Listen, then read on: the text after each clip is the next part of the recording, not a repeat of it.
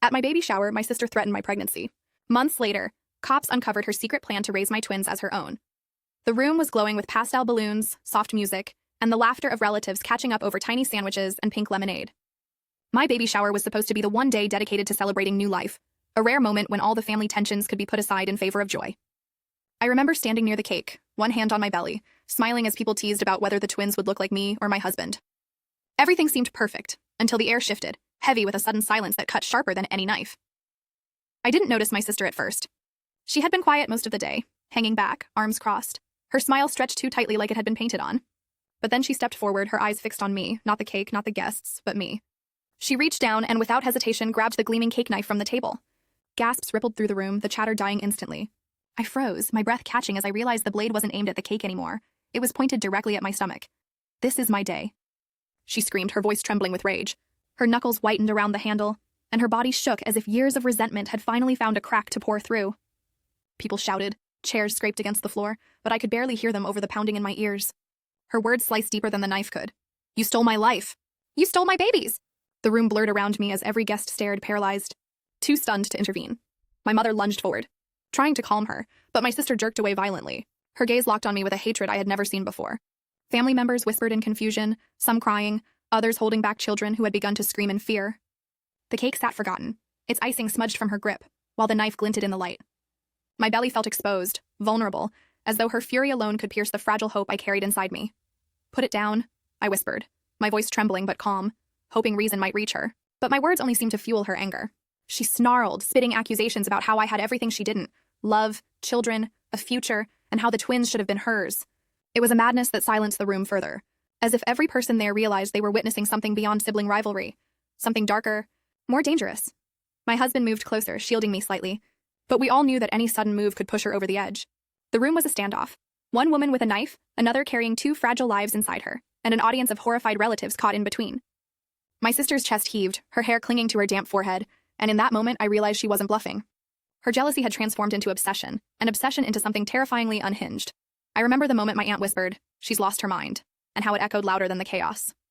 My sister's face twisted, caught between rage and heartbreak, as though she believed with every fiber of her being that I had stolen something sacred from her. The weight of her delusion pressed down on everyone in that room.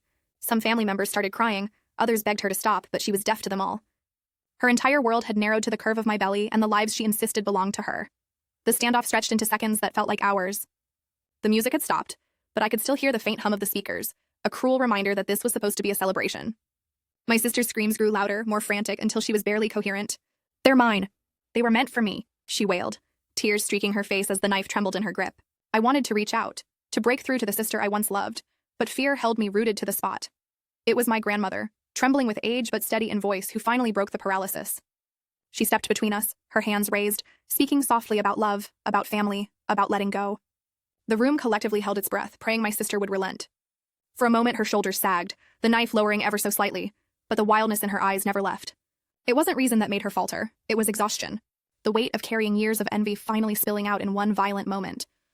When she finally dropped the knife onto the table, the metallic clang reverberated like a gunshot, a sound that would haunt me long after that day. The guests exhaled in shaky relief, some crying, some collapsing into chairs. But for me, there was no relief, only dread. Because in that instant, I realized the truth. This wasn't just a breakdown, a moment of stress or jealousy. This was the beginning of something far more dangerous, a warning that my sister's obsession wasn't going to end at a baby shower. It had only just begun. As children, my sister and I were as close as two people could be. We spent summers chasing fireflies in the yard, whispering secrets under the covers and drawing chalk rainbows on the driveway until our mother called us inside for dinner. Our bond felt unshakable then, two halves of the same whole. I trusted her with everything, my fears, my dreams, my silly little crushes. Back then, it was impossible to imagine a future where we weren't side by side, supporting one another through every twist life had in store. But time has a way of changing things. As we got older, the innocence of our bond began to shift into something more complicated. I noticed how often she needed to be in the spotlight, how she craved recognition for every achievement, no matter how small. If I got a compliment, she wanted to. If I worked hard at school and brought home straight A's, she would roll her eyes and mutter about teachers' pets, while insisting her social life made her more well-rounded. Our sibling bond, once soft and easy, started to feel like a silent contest neither of us had agreed to join. The rivalry wasn't always obvious to others, but I felt it deeply. At birthdays, holidays, and family gatherings, her competitive streak peeked through. If I received a thoughtful gift, she'd remind everyone how much effort she had put into her present for someone else. If an aunt praised me for being responsible, she'd counter with a sharp reminder of her own accomplishments. It was like an invisible tug of war, a battle for validation, where love always seemed tangled up with jealousy. The warmth of our childhood began to cool into something prickly and unpredictable. What made it harder was the fact that my parents, without realizing it, sometimes fueled the tension. They compared us in small ways. Look how neat your sister keeps her room, or you should be more outgoing. Like her. Neither of us ever asked for those comparisons, but they cut deep and planted seeds of resentment. Instead of building each other up, we silently competed to meet unspoken expectations, each of us chasing approval we weren't sure we'd ever fully earn. Our family dinners became minefields of subtle remarks and strained smiles. By the time we reached high school, the bond we once had felt fragile. She had a knack for drawing people in, friends, teachers, even my boyfriends. She liked the attention, and though she never admitted it outright, I could feel her enjoying it when someone looked at her instead of me. I told myself it was silly, that I was imagining things, but deep down I knew it wasn't. There was a glimmer of satisfaction in her eyes whenever I stumbled, whenever my perfect grades weren't quite so perfect, or when I fought with someone close to me. It was as if my struggles validated her worth. The bitterness only grew as our paths diverged. I leaned into academics, burying myself in books, exams, and extracurriculars, determined to create a future I could be proud of. She, on the other hand, sought excitement, relationships, and adventure. On the surface, our lives looked different, but beneath it all, the tension never faded. Every success I achieved was met with her cold silence or a backhanded comment, and every failure she experienced was laced with an accusation that I somehow had it easier. That life handed me things she deserved. Still, despite everything, there were flashes of tenderness. She would call me late at night to vent about a breakup, and I would listen, trying to be the supportive sister I wanted to be. Sometimes we'd laugh together like we used to, sharing memories of our childhood games, pretending for a moment that nothing had changed. But those moments were fleeting, swallowed quickly by her envy or my defensiveness. We couldn't escape the undercurrent of rivalry, no matter how hard I wished we could. There were warning signs even then, things I brushed aside as quirks. She made strange remarks about who deserved good things in life, as if success or love or happiness were finite resources, and if one of us had them, the other was being robbed. She once told me she should have been the first to settle down, that she should have been the one to be celebrated, not me. At the time, I laughed it off, thinking it was just her way of coping with insecurities. I didn't realize how deep those feelings ran, how they would twist and grow over time. Our bond was complicated because, despite all the rivalry, I still loved her. She was my sister, my first best friend, and I wanted to believe we could mend the cracks. I wanted to believe that beneath the jealousy and bitterness, the girl who once held my hand on the first day of kindergarten was still there. But the tension between us had become like a shadow, always present, always lurking, waiting for the right moment to swallow us whole. And even though I didn't know it then, that moment was closer than I ever could have imagined. Looking back, I sometimes wonder if things could have been different. If I had handled her jealousy with more patience, if she had faced her insecurities instead of feeding them, maybe we wouldn't have spiraled so far apart. But the truth is, the seeds of rivalry were planted long ago, watered by comparisons, disappointments, and unspoken grudges. By the time I started building a family of my own, her envy wasn't just a quiet undercurrent, it was a tidal wave waiting to crash. And when it did, it wouldn't just test our bond. It would shatter everything. At first, I brushed off my sister's strange remarks as nothing more than her usual jabs, little barbs tossed casually in conversations.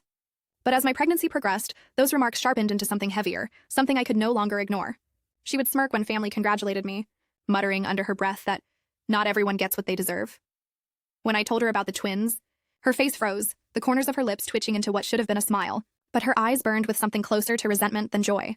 It started small. Her comments about fertility and destiny slipped into conversations where they didn't belong.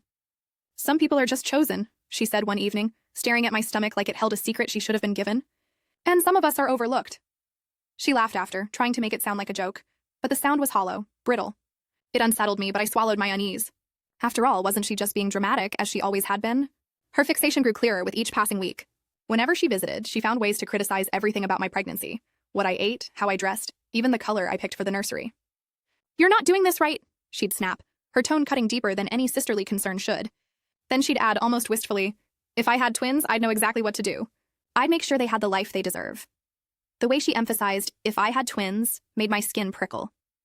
I caught her staring at my ultrasound pictures once, holding them longer than she should have, tracing her finger across the blurry outlines of my babies. When I gently asked if something was wrong, she quickly handed them back, saying, "No, nothing. I'm just imagining."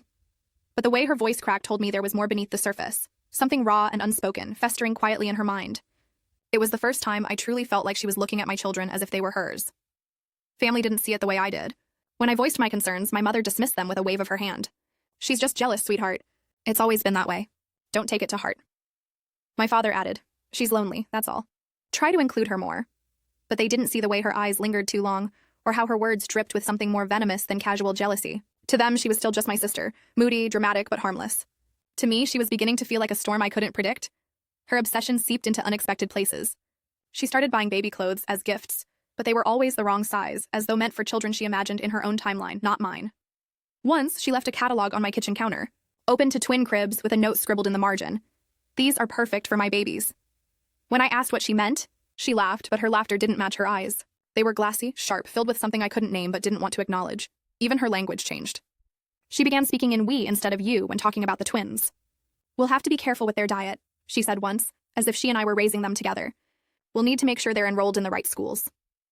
I froze, caught off guard, correcting her gently. "You mean me." But she brushed it off, tilting her head and smiling like I was the one who didn't understand. "You'll see," she whispered. "Some things are bigger than choice. Some things are destiny." What chilled me most was the way she started to rewrite history in her head. She'd talk about how she always dreamed of twins, how she used to tell people she was meant to be a mother first, as though my pregnancy had stolen some prophecy that belonged to her. Once, in a heated moment, she hissed, "Those babies were supposed to be mine." I remember standing there stunned, my hand instinctively covering my stomach as though to shield my children from her words. She stormed off after, pretending it was nothing, but I knew she meant it. The distance between us widened, but she clung to me more desperately than ever. She called late at night, asking strange questions about my cravings, my sleep patterns, my doctor's visits. She wanted details I didn't feel comfortable sharing, and when I tried to set boundaries, she grew defensive. "I just care about them," she snapped once, as if my twins were a shared responsibility rather than my children. It wasn't love in her voice, it was possession. By the time my belly grew heavy and the twins kicked against my ribs, I could feel the weight of her obsession pressing down just as hard. This wasn't sibling rivalry anymore. It was something darker, twisted by years of jealousy and resentment, now sharpened into a dangerous fixation. And though I didn't know how far she would go, I felt it in my bones. My babies weren't safe in her presence.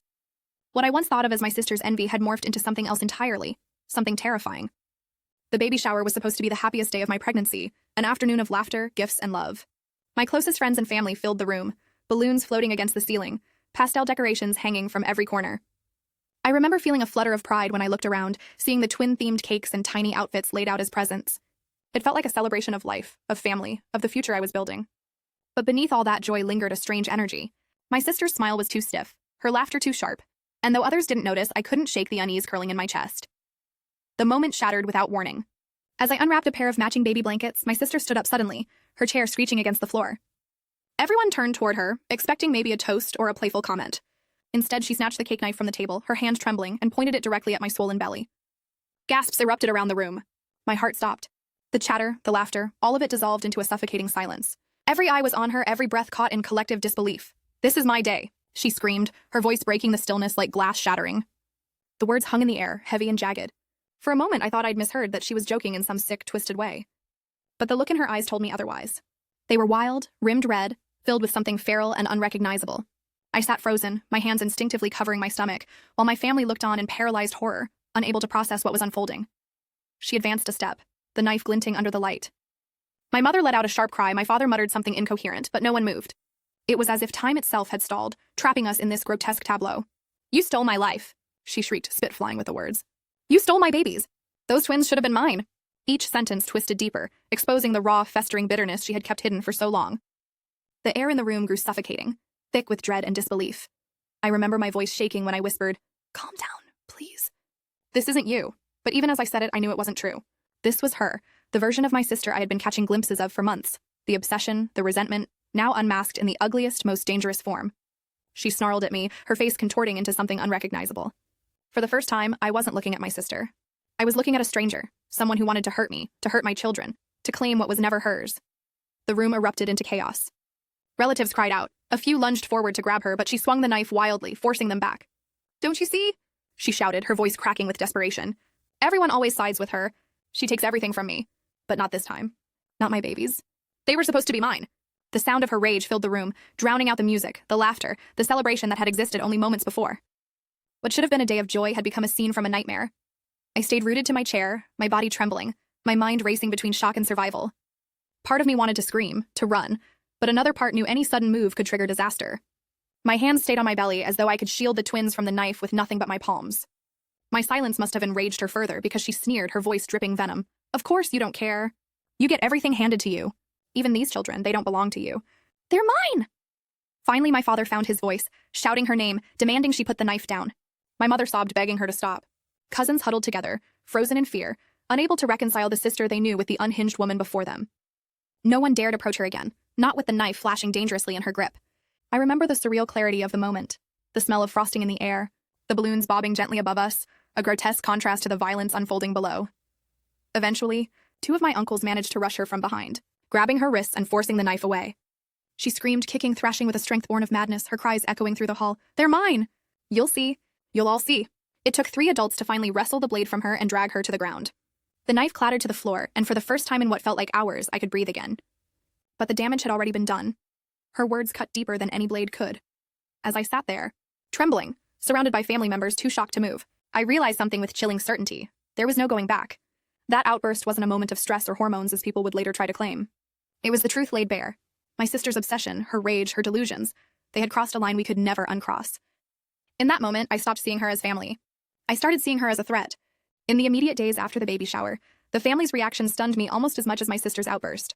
Instead of outrage or decisive action, most relatives insisted we not blow things out of proportion.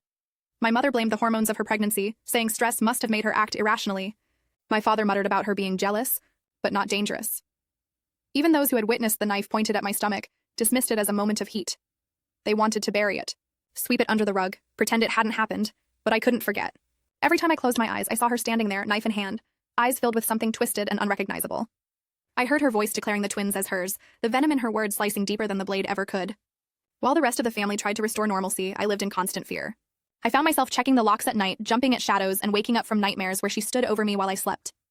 Safety, something I once took for granted, became a fragile illusion. It wasn't long before the strangeness began. One evening, the phone rang well past midnight. When I answered, silence greeted me at first, followed by shallow breathing. I froze, clutching the phone until the line disconnected. It happened again the next night, and again the night after that. Each time I picked up, the silence was the same, the breathing slow and deliberate, like someone reminding me they were there, watching, waiting. I suspected her instantly, but when I mentioned it to my family, they brushed it off as prank calls or my nerves. Then came the gifts. At first, it was small things. Baby socks left on my porch without a note, a rattle wrapped in tissue paper inside my mailbox. Then it escalated. One morning, I found a package outside my door containing 2 identical onesies, but instead of tags, each had a handwritten note pinned to it. One said Baby A, the other Baby B. My blood ran cold as I recognized the handwriting. Hers. When I showed it to my parents, they told me I was imagining things, that maybe I was just over-anxious about the pregnancy. The denial only made the fear grow. I began keeping the gifts in a locked box, documenting each one with photos, dates, and times. My instincts screamed that something was wrong, but the people around me wanted to believe otherwise. They wanted to preserve the illusion of family harmony, even if it meant ignoring a threat to my children. It was as though they couldn't reconcile the sister they knew with the one who had unmasked herself that day, so they chose to pretend it wasn't real. Her eerie comments didn't stop either. At family dinners, she'd lean close and whisper things like, "You don't deserve them," or "They were promised to me." Once, as we were leaving my parents' house, she called after me with a smile, "Don't get too comfortable. Babies have a way of choosing their true mother." The words lingered long after the car ride home, wrapping themselves around my mind like a suffocating rope. I didn't repeat those comments to anyone. No one would believe me. The weight of the isolation grew heavier each day. Friends told me I was overreacting. My parents insisted she needed understanding. And even my partner tried to reassure me that she wouldn't really hurt you. But I knew better. I had seen the way her eyes darkened, the way she clutched that knife. My gut told me I wasn't paranoid. I was in danger. I began installing cameras around the house, setting alarms, and refusing to be alone in public places. It felt like preparing for war while everyone else was still pretending there was no enemy. Sleep became elusive. Each creak of the floorboards, each gust of wind rattling the window panes sent my heart racing. I lay awake, hand on my belly, promising my twins that I would protect them no matter what. But how do you protect your children when the threat comes from your own blood? The nights grew longer, the silence heavier, and every shadow seemed to hold her face. I started to feel like I was losing my grip, caught between the family's insistence that nothing was wrong and the undeniable evidence that everything was. By the time my due date neared, I no longer cared about the family's denial. I stopped attending gatherings, stopped answering her calls, and cut off all but necessary contact. It caused arguments with relatives who accused me of tearing the family apart, but I didn't care. I was done playing along with the illusion of safety. If they wanted to look the other way, that was their choice. Mine was to protect my children at all costs. And deep down, I knew the storm wasn't over. It was only gathering strength. Looking back, I realized that was the moment everything shifted. The baby shower incident wasn't an isolated breakdown. It was the first crack in a dam ready to burst. Every eerie phone call, every gift, every whispered threat was another warning sign. But instead of uniting to stop her, my family chose denial. That left me alone, a mother to be standing guard against an enemy no one else wanted to see. I didn't know it yet, but the worst was still coming. And when it arrived, there would be no denying it anymore. At first, it was easy to dismiss the missing items as forgetfulness. A pack of diapers gone from the closet, a box of baby wipes misplaced. I told myself pregnancy brain was making me careless. But then the pattern grew impossible to ignore. One by one, things disappeared. Bottles, bibs, small toys, even an entire pack of newborn clothes I'd bought during a sale. It wasn't random clutter. It was everything meant for the twins. And each time I noticed something missing, my stomach tightened with that familiar dread. She was taking them. I tried to brush it off for my own sanity. Maybe I'd stored the items somewhere else. Maybe my partner had moved them. But the explanations always fell flat. The items weren't just gone. They were vanishing in a way that felt intentional. Like a hand reaching into my life and pulling things out piece by piece. I started keeping a detailed inventory of every baby item in the house, checking it weekly. Each time something new vanished, the evidence became harder to ignore. Someone was building a nursery. Someone who wasn't me. It wasn't just the missing items. Around the same time, nursery catalogs began appearing in my mailbox, ones I hadn't subscribed to. At first, I figured they were targeted ads. But then I noticed the name on the labels. They weren't addressed to me, but to a variation of my sister's name, spelled wrong but close enough to recognize. Catalogs full of cribs, changing tables, and baby monitors arrived weekly, like breadcrumbs leading to some hidden place. It was as if she wanted me to know, but not be able to prove it. Anonymous packages also began showing up at my door. No return address, just plain brown boxes sealed with tape. Inside were baby items, some duplicates of what I'd lost, others things I hadn't purchased yet but had on my registry. There was no note, but every item felt like a taunt. It was as though she was saying, "I'm ahead of you. I'm building what you don't even know you need yet." The realization chilled me. She wasn't just taking things. She was constructing an alternate version of my life, piece by piece. I started noticing subtle changes around the house, too. Footprints in the mud outside my back door. A faint smell of my sister's perfume in the nursery when I hadn't seen her in weeks. Small objects slightly moved from where I'd left them. Each sign was minor enough to doubt, but together they formed a mosaic of intrusion.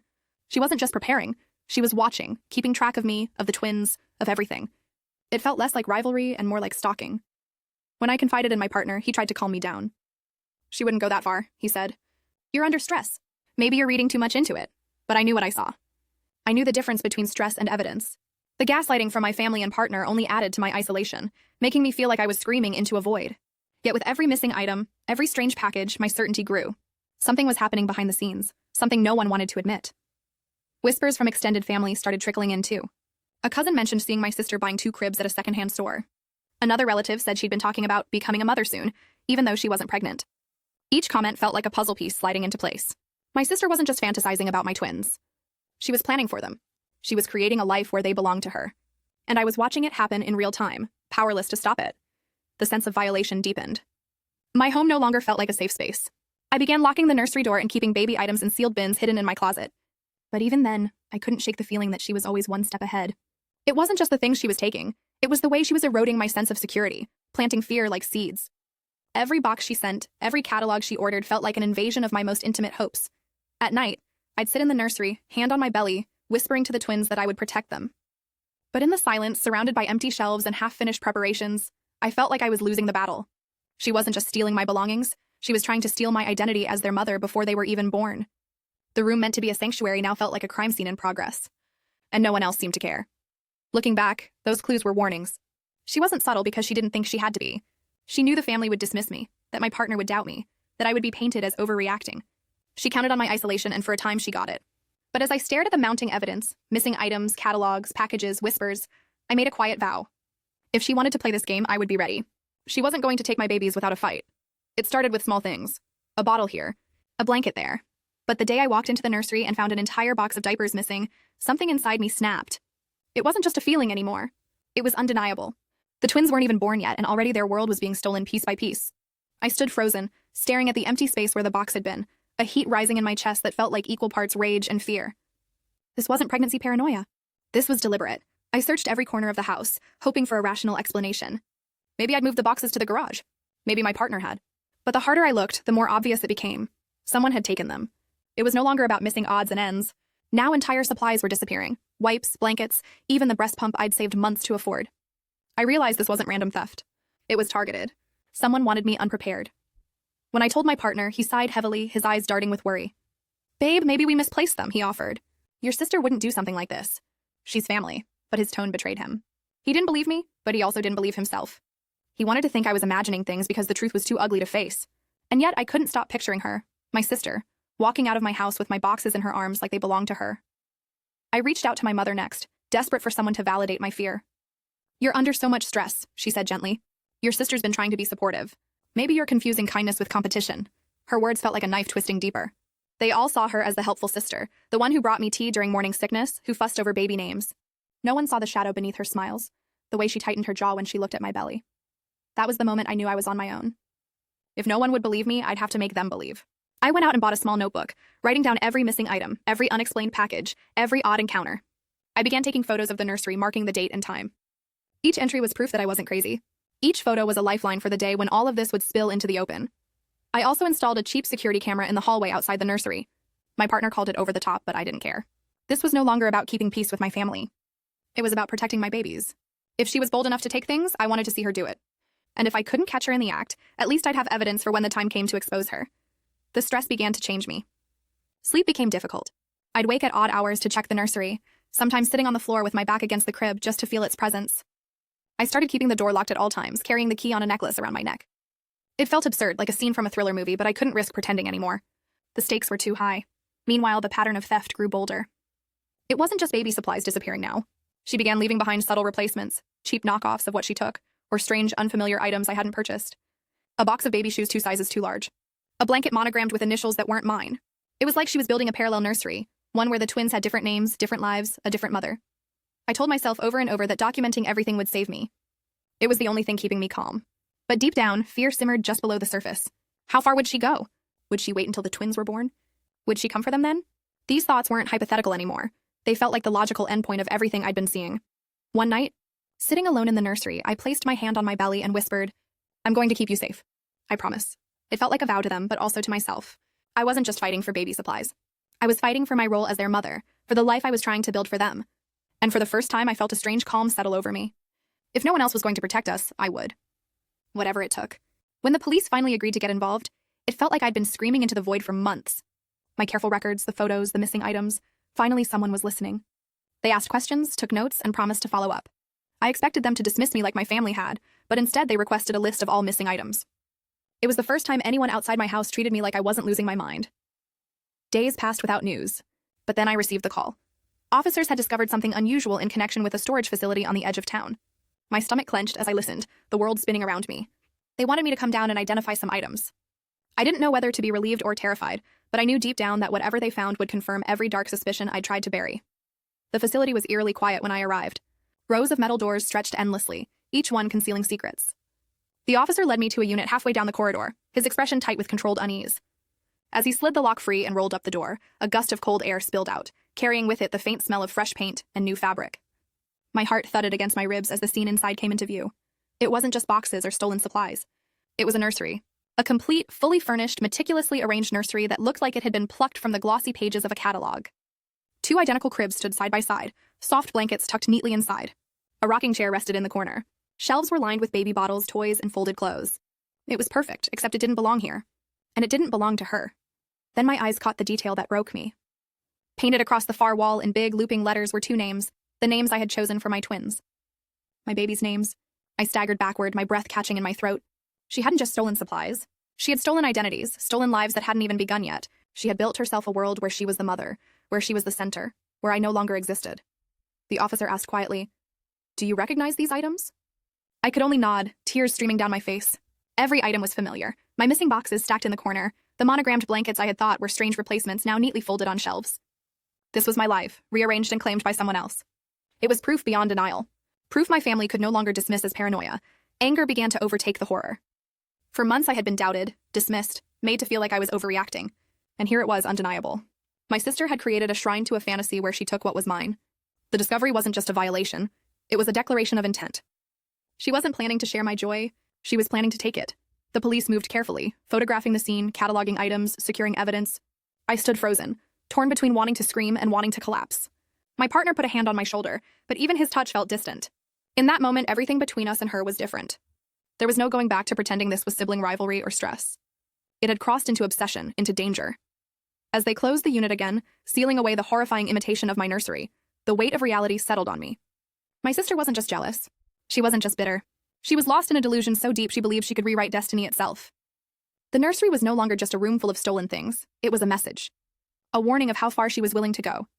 Driving home that night, I pressed my hand against my belly, feeling the twins shift. For the first time, I realized the depth of the threat. This wasn't about missing diapers or stolen blankets anymore. This was about survival, mine and theirs. And the scariest part was that I knew the hardest part wasn't over yet. The confrontation was coming, and I had no idea how far she would go when cornered. The confrontation was inevitable, but nothing could prepare me for the raw chaos of that night. The police advised me to reveal the evidence with caution, But part of me wanted the family to see everything at once. The nursery photos, the painted names, the piles of baby supplies. I was done being doubted. So when we gathered for what was supposed to be a calm family discussion, I laid the photos on the table like cards in a game that would change us forever. The air went still. My mother picked up the first photo, her hands trembling. At first, she tried to smile, as if maybe this was some kind of joke. But the color drained from her face as recognition set in. These are your things, she whispered. My father's jaw tightened, his silence louder than any words. My sister sat across the table, shifting in her seat, her eyes flicking nervously between the faces around her. She hadn't expected me to bring proof. When I finally spoke, my voice was steady, sharper than I imagined. Tell them, Anna, tell them about the storage unit. About the nursery with my twins' names on the walls. Gasps rippled across the room. Anna's face twisted with a forced laugh, brittle and hollow. You're crazy, she spat. You're making things up to turn everyone against me. But her denial cracked at the edges, betraying fear that her lies could no longer hold. I slid another photo across the table, one of the cribs, one of the monogrammed blankets my grandmother had stitched for me. These aren't coincidences. They're mine. You stole them. You built a life in secret, a nursery that doesn't belong to you. Why, Anna? Why would you do this? My voice wavered at the end, anger giving way to the sorrow of betrayal. Around us, family members shifted uncomfortably, their denial unraveling. That was when Anna exploded. She slammed her hand on the table, her voice rising to a scream. Because it should have been me. It was always supposed to be me. Spittle flew as she hurled her rage, her face red with years of buried resentment. You stole everything. Our parents' love, the attention, the life I deserved. Those babies should have been mine. Her words hung in the air like shards of glass, cutting into everyone who heard them. The room erupted into chaos. My mother sobbed into her hands, my father demanded silence, my partner moved closer protectively, while Anna continued her tirade. She was beyond reason, pacing, gesturing wildly, and spewing venom that had clearly been festering for years. The mask of sisterly rivalry was gone. In its place stood obsession, desperation, and madness. The family finally saw what I had known all along. This wasn't just envy. It was dangerous fixation. When I told her the police had already documented everything, her defiance cracked. For the first time, fear flickered in her eyes. You wouldn't, she whispered, voice trembling. You wouldn't ruin me like that. But even as she tried to backtrack, the evidence spoke louder than any denial she could muster. My father's voice was stern, unrelenting. You've already ruined yourself. Anna! His words struck like a hammer, breaking what little composure she had left. Anna collapsed into a chair, her body shaking. The rage that had fueled her moments earlier drained away, leaving behind a hollow shell of a woman drowning in her own delusion. I just wanted to feel like I mattered, she muttered, tears streaming down her face. I just wanted something that was mine. But no one reached out to comfort her. Not this time. The damage was too deep, the danger too real. In that moment, my heart broke. Not for her, but for the sister I thought I once had, the girl who used to braid my hair and share secrets late at night. That person was gone, consumed by bitterness and obsession. What sat before me now was someone I could no longer trust, someone I could no longer allow near my children. The confrontation hadn't brought closure. It had only revealed how far the cracks in our family had spread. As the night ended, silence fell heavy. Anna was escorted out, her sobs echoing down the hall. My family, shaken to its core, avoided each other's eyes. Nothing would ever be the same again. The truth was out, the mask ripped away, but instead of relief, I felt only the weight of loss. For in exposing her, I hadn't just unmasked a sister. I had unmasked the terrifying truth that blood ties can sometimes be the most dangerous chains of all. The days after the confrontation blurred into a mix of exhaustion and relief. Police involvement became inevitable once the storage unit and stolen items were fully documented. My sister was no longer just a family problem. She was a danger to herself and others. Professionals stepped in, psychiatric evaluations were ordered, and the reality of her unstable state could no longer be hidden behind excuses. For the first time, I felt like I wasn't screaming into the void. People were finally listening. Legal proceedings followed, slow and painful. Restraining orders were put in place, ensuring she couldn't come near me, my home, or my children. The law took her actions seriously, treating them as more than a family spat. Though part of me mourned that it had come to this, another part felt a small flicker of safety return. I could walk into my nursery without glancing over my shoulder, knowing that boundaries, both legal and physical, were finally set. Family dinners turned awkward and fractured. Some relatives struggled to reconcile the sister they loved with the obsession that had been exposed. But for me, there was no gray area left. I couldn't afford to blur lines between forgiveness and danger, not when my babies' lives were at stake. So I drew boundaries, sharp and unapologetic. Those who couldn't accept them drifted away, but I refused to waver. My children would grow up in a home where safety wasn't compromised for appearances. Therapy became a lifeline. I hadn't realized how much the ordeal had hollowed me out until I finally sat across from a counselor and let the dam break. The fear, the betrayal, the exhaustion, I poured it all out. Slowly, I began to stitch myself back together, reminding myself that protecting my children wasn't just about walls and locks, but about reclaiming my peace of mind. Healing wasn't quick, but it was necessary. The nursery, once tainted by the memory of missing boxes and stolen blankets, transformed into a symbol of resilience. I redecorated, adding small touches that reminded me of joy instead of fear. Rocking chairs, mobiles, framed photos of ultrasound scans, it became a room filled with love and hope again. Every time I stepped inside, I told myself that this was the space where my children would grow, free of the shadow my sister had cast. Meanwhile, my sister's life unraveled in ways I had once thought unthinkable. With psychiatric interventions, she faced the consequences of her obsession. Some family members clung to the hope of her recovery, but I kept my distance. Whatever path she chose wasn't mine to follow anymore. I had given enough of my life to her chaos. Now I needed to pour everything I had into the fragile, precious lives I carried. Still, late at night, when the house was quiet, I sometimes thought about the thin line between love and obsession. How two sisters who once whispered secrets in the dark could become enemies under the same roof of blood. The reflection wasn't bitter anymore, it was sobering. I realized love doesn't excuse danger, and forgiveness doesn't erase harm. Family can be cherished, but it can also be cut away when it becomes poison. The babies were born healthy, their cries filling the hospital room with music I had longed to hear. As I held them, I felt a fierce sense of victory. Not over my sister, but over fear itself. She had tried to steal their names, their future, even my safety, but here they were, alive and safe in my arms. The moment I kissed their foreheads, I knew I had made the right choice, no matter how painful it had been.